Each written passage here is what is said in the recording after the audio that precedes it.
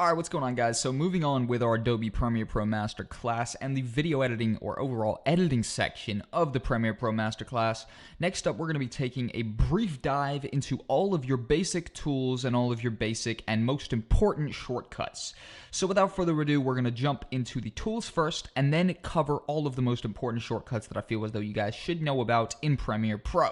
But first off, we're going to start with the all selection tool, or the just the selection tool, actually, my bad. And this is just your all purposes tool that I would advise you guys to pretty much be default using. You can click, hold, and drag to create a highlight box where obviously any clips that you go over when in this box are encompassed under that. You could also click on clips to just individually highlight them.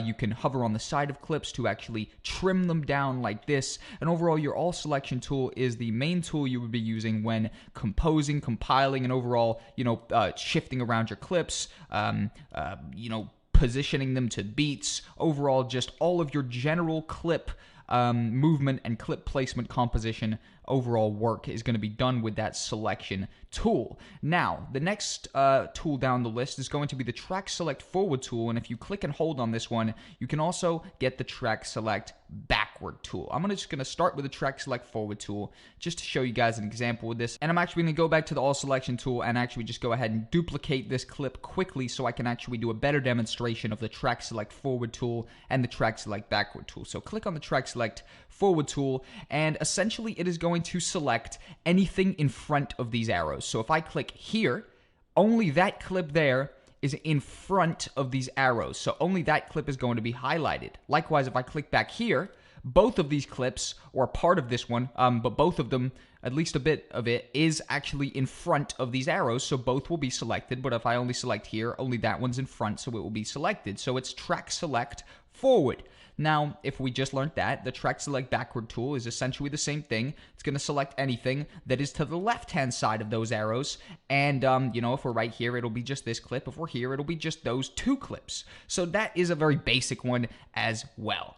And actually moving on, we're going to mess with the Ripple Edit tool. Now the Ripple Edit tool, hold on, let me just put these two together and throw them here so we can look at them a little bit better. The Ripple Edit tool is a pretty cool one. It essentially breaks down the process of removing a clip and then bringing it over. And you don't have to basically do that. So for example, if I go to the selection tool and trim a clip down, if I were to trim it to here, there's a gap right there, and we could always click that gap and actually just go ahead and delete it so that this would teleport right there. However, this Ripple Edit tool essentially does that process that I just showed you there in one movement. So instead of us trimming it down with the red logo, when I hover over here, it pops up with a yellow logo, and I'm able to trim that down, and it will just do that same motion. So instead of there being a gap there and it not just bringing it all the way to the point where we trimmed it, it will just teleport it back to the point where we trimmed it and save us that whole unnecessary, editing method of trimming it to there and then deleting that clip or, dragging it over. And it just does all that for us in one swift movement, which is great by all means. Next up is going to be the razor tool. Very, very self-explanatory. It is the overall cutting and how you would actually do an incision or a cut right down the middle of a clip instead of trimming. Obviously, trimming, you couldn't trim to the middle, really, you know what I mean? I guess you can, but it's a little difficult. If you go to the razor tool, you could just go ahead and put a chop right down the middle, splicing that into two individual clips. And likewise, you could create any shape, size, whatever, you know what I mean? There's no set size. Obviously, I'm just going to make a whole bunch of random little cuts here, and we could splice the whole thing up using the razor tool, but I'm just going to go ahead and undo all those little splices. Now, moving on to the slip tool. This one is a bit of a weird one, to be honest. I wouldn't advise you using too much. I'm just going to go ahead and zoom in on the screen so you could see a little bit better, but this tool right here actually changes what time of the clip is actually playing here. So for this clip, note the beginning of this. This guy's kind of gassing with his face like that. If I go to the slip tool and actually click and hold and start dragging, you see those numbers come up, all right? And that is actually changing the time where the clip is at. So now if I let that go after doing the change, his face isn't gassing anymore. he's actually being covered in smoke because it changes what time the clip starts at. So you see at the bottom it starts at 12 right now, and I can keep edging it over to make it start at a different time, but keep the block size that we've actually chopped out. So for me at least, I almost never use this. I really don't use this tool, and I never really find the need to. Honestly, if I have really never needed this tool that much in over 3 years of using this program, I highly doubt you guys will. So I'm really not going to go too much into that tool. I really don't think it's completely necessary, and overall, you guys don't need to worry about that.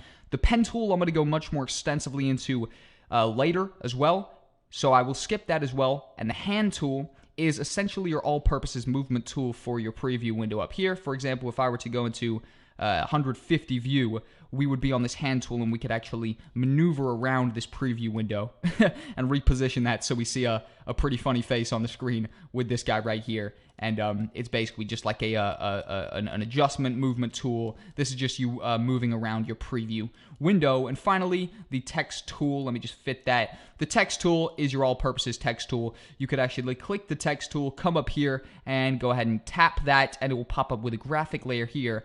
And you can actually start typing stuff in there. But by all means, we're going to be getting far more extensively into the graphics section of this later in the next section of this particular Adobe Premiere Pro Masterclass. But that right there is a brief run through of the tools available to you within Premiere Pro. And now I'm going to go over the shortcuts. So first off, of course, we have our ins and our out points. It is I to set an in point. For example, if I wanted to in point on one of these clips up here, I could double click it to open it up, go onto this particular dial right here, find where I would want to start it, and press I. And that would put an in point. Likewise, I could go to where I wanted to out it and press O, and that would be an out point. Also, if I wanted to teleport to that in point without just precisely moving the dial over here, say I was over here and I wanted to save time, I could hold Shift and then press I, and that would teleport me directly to here. Likewise, if I had an out point down here in our sequence, because it doesn't just work up here, we could put an in point and an out point there, and then I could press Shift I, and it would teleport me here, but I am now selecting this. So if I'm selecting this